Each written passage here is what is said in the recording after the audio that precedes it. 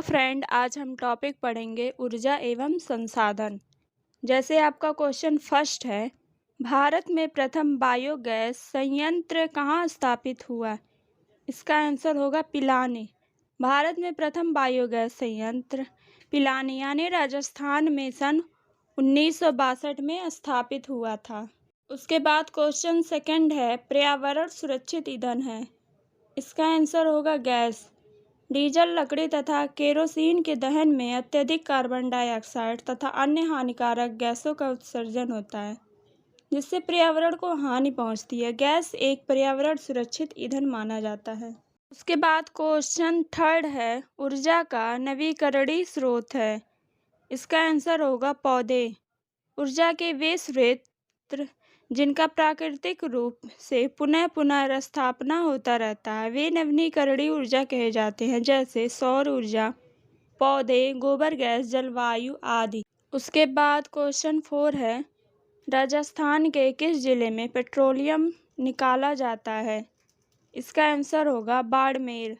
राजस्थान के बाड़मेर जिले से पेट्रोलियम निकाला जाता है। बाड़मेर जिले के मंगला क्षेत्र में केयर्स इंडिया द्वारा पेट्रोलियम पदार्थ की रिफाइनरी लगाई जाती है।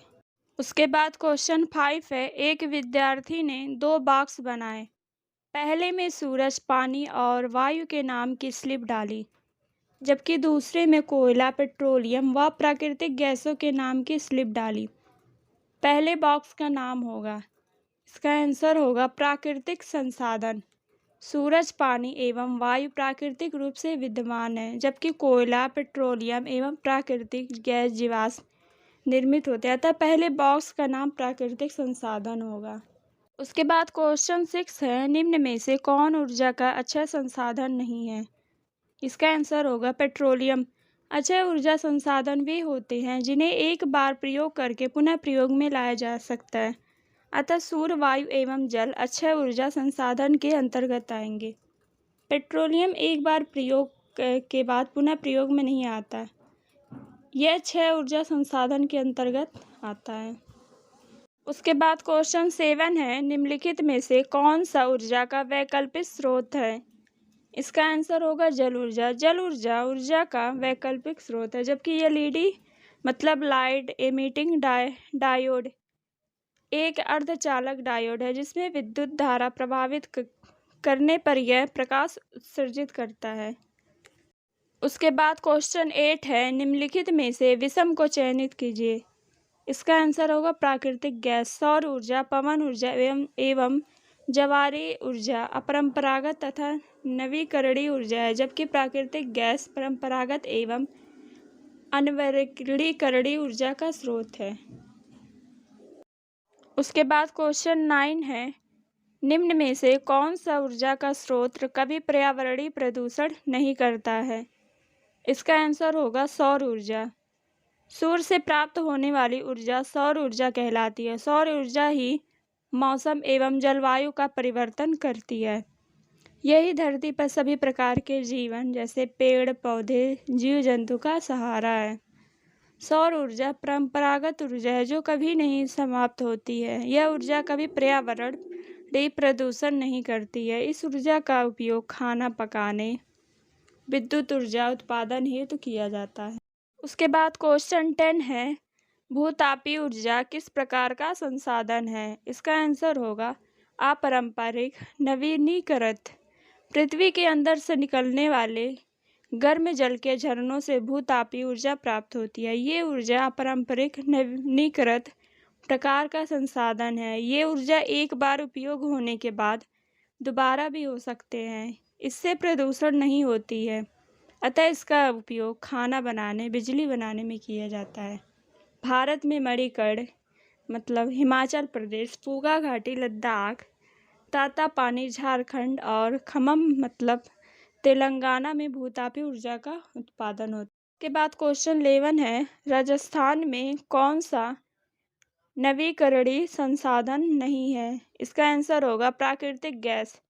राजस्थान में प्राकृतिक गैस नवीकरणीय संसाधन नहीं है, जबकि जल विद्युत, पवन ऊर्जा, सौर ऊर्जा नवीकरणीय संसाधन है। प्राकृतिक गैसें तेल कूपों से पेट्रोलियम के साथ प्राप्त होती है।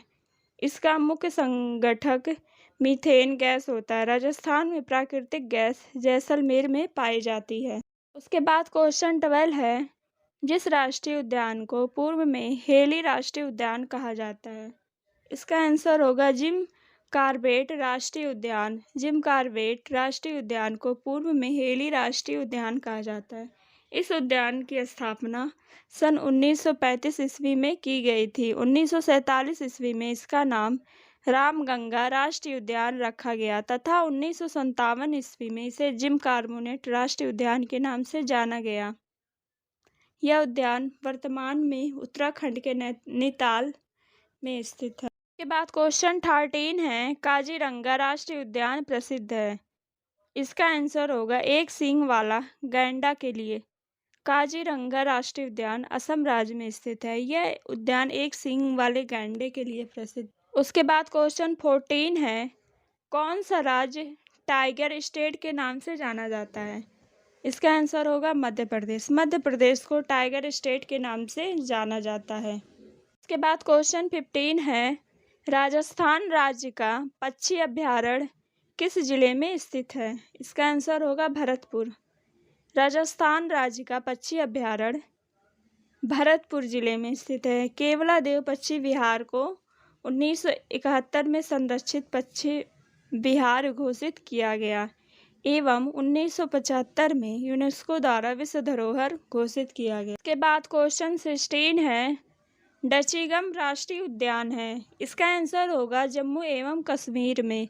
डचीगम राष्ट्रीय उद्यान जम्मू कश्मीर के श्रीनगर जिले में स्थित है। इसकी स्थापना 1981 में हुई। उसके बाद क्वेश्चन 17 है, शांत घाटी जिस राष्ट्रीय पार्क का दर्जा प्राप्त है स्थित है? इसका आंसर होगा केरल में। शांत घाटी दक्षिण भारत के केरल राज्य में स्थित है। यह स्थल विविधता का प्रमुख स्थल है। इसे राष्ट्रीय पार्क का दर्जा प्राप्त है। उसके बाद क्वेश्चन 18 है, भारत में कहाँ सींग युक्त गैंडा मिलता है? इसका आंसर होगा असम। भारत के असम राज्य में स्थित काजीरंगा अभयारण्य संयुक्त सींग युक्त गैंडे के लिए प्रसिद्ध है। उसके बाद क्वेश्चन 19 है, केदारनाथ अभयारण्य निम्न के लिए जाना जाता है। इसका आंसर होगा कस्तूरी मृग के लिए। केदारनाथ वन्यजीव अभयारण्य उत्तराखंड के चमोली जिले की अलकनंदा घाटी में स्थित है। इस अभयारण्य के नाम केदारनाथ मंदिर के नाम पर रखा गया है। यह अभयारण्य कस्तूरी मृग के लिए जाना जाता है। इसके बाद क्वेश्चन 20 है, निम्नलिखित में से किस राज्य में गल्फ ऑफ मन्नार मैरीन राष्ट्रीय पार्क स्थित है? इसका आंसर होगा तमिलनाडु। गल्फ ऑफ मन्नार में स्थित राष्ट्रीय पार्क भारत के तमिलनाडु राज्य में स्थित है। यह उथले पानी की खाड़ी है जो हिंद महासागर में लक्षद्वीप सागर के एक भाग का निर्माण करती है। उसके बाद क्वेश्चन 21 है, बांधवगढ़ राष्ट्रीय उद्यान किस राज्य में है? इसका आंसर होगा मध्य प्रदेश। बांधवगढ़ राष्ट्रीय उद्यान मध्य प्रदेश में स्थित है। 1982 में बांधवगढ़ अभयारण्य को राष्ट्रीय उद्यान का दर्जा दिया गया। उसके बाद क्वेश्चन 22 है, सरिस्का और रणथंभौर निम्नलिखित में से किसका सुरक्षित स्थान है? इसका आंसर होगा बाघ। सरिस्का बाघ अभयारण्य भारत में राजस्थान राज्य के अलवर जिले में स्थित है। उसके बाद क्वेश्चन 23 है, निम्नलिखित में से किस राज्य में दंपा टाइगर रिजर्व स्थित है? इसका आंसर होगा मिजोरम। दंपा टाइगर रिजर्व भारत के मिजोरम राज्य में स्थित है। इसे 1994 में टाइगर रिजर्व के रूप में घोषित किया गया था। Dampa tiger reserve 550 kilometre square क्षेत्रफल में फैला हुआ है। उसके बाद क्वेश्चन 24 है, पेरियार नेशनल पार्क किस पर्वत श्रृंखला में है? इसका आंसर होगा पश्चिमी घाट।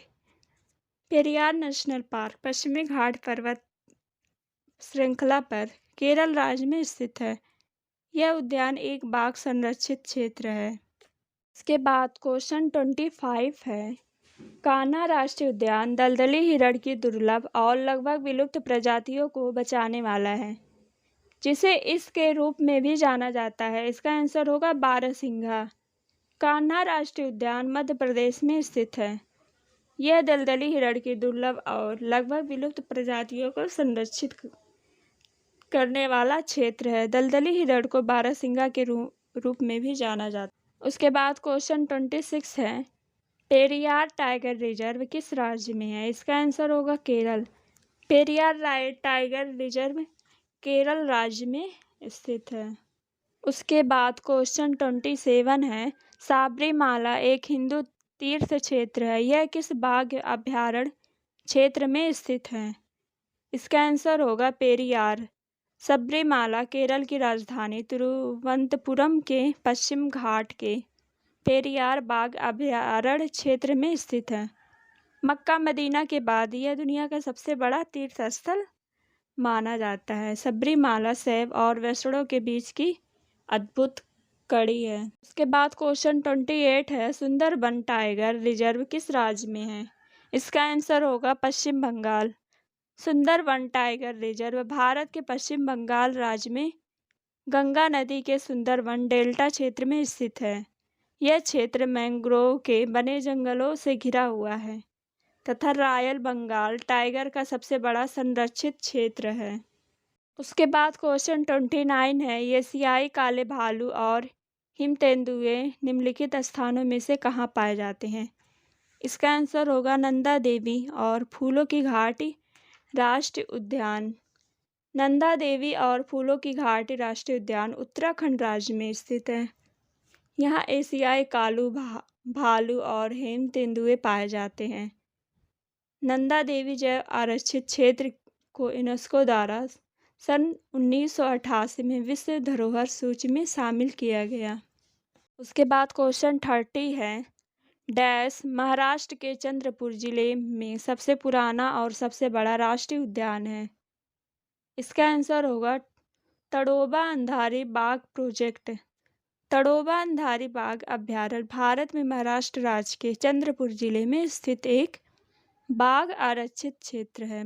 यह महाराष्ट्र के सबसे पुराने और सबसे बड़ी राष्ट्रीय उद्यान के रूप में उल्लेखनीय है। यह भारत के 50 प्रोजेक्ट टाइगरों में से एक। उसके बाद क्वेश्चन 31 है, केवलादेव राष्ट्रीय उद्यान डैश में स्थित है? इसका आंसर होगा राजस्थान। केवलादेव राष्ट्रीय उद्यान भारत के राजस्थान में स्थित एक विख्यात पक्षी अभयारण्य है। इसको पहले भरतपुर पक्षी बिहार के नाम से जाना जाता था। इसे सन 1971 में संरक्षित पक्षी अभयारण्य घोषित किया गया था और बाद में 1985 में इसे विश्व धरोहर भी घोषित किया गया है।